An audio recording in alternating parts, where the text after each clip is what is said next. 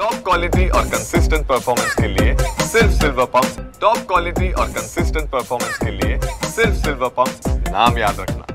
अनुभव म्हणजे आमचा जवळपास एक 8 दिवसाचा टूर काश्मीर या ठिकाणी होता। काश्मीरला आम्ही 16 तारखेपासून त्या ठिकाणी होतो। आम्ही गुलमर्ग, सोनमर्ग, अतिशय ज्याप्रमाणे भारताचा स्वर्ग म्हणतात त्याप्रमाणे आम्ही सगळा तो अनुभव घेतला।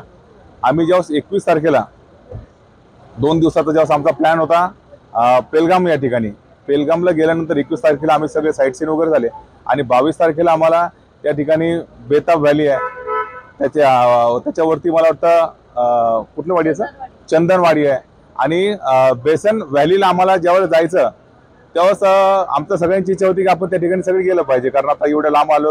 परंतु आमची आई म्हणे की आता सगळे मुलं पण थकलेले आहेत आणि तुम्ही या ठिकाणी न जाता तुम्ही घरी जा, हॉटेलवरती थांबून तिथं मुलांचं थोडंसं जेवण वगैरे होईल आणि थकलेले असल्यामुळे तुम्ही जाऊ नका।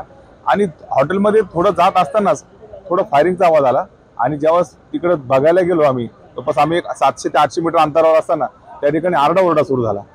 त्या ठिकाणी बराचसा आक्रोश आणि खरंच भारतीय जवान म्हणा किंवा हेलिकॉप्टर म्हणजे इंडियन आर्मी त्या ठिकाणी लागलीच लॉन्च झाली, परंतु तो वेळ निघून गेला होता बऱ्याच ठिकाणी। त्यावर म्हणजे बरेचसे लोक अस्ताव्यस्त होते आणि नेमकं झालं का हे समजतच नव्हतं, त्याच्यामुळे तो सिच्युएशन खूप भयंकर होते। तुम्ही बाहेर कसं वातावरण होतं, तुम्ही बाहेर आले तेव्हा? नाही, बाहेर ज्यावेळेस आलो आम्ही तेव्हा सगळे त्या ठिकाणी म्हणजे जम्मू काश्मीर पोलीस असतील, भारतीय सेना दल आहे त्या ठिकाणी सगळे होते, त्यामुळे त्या ठिकाणी कोणाला जाता नाही आलं।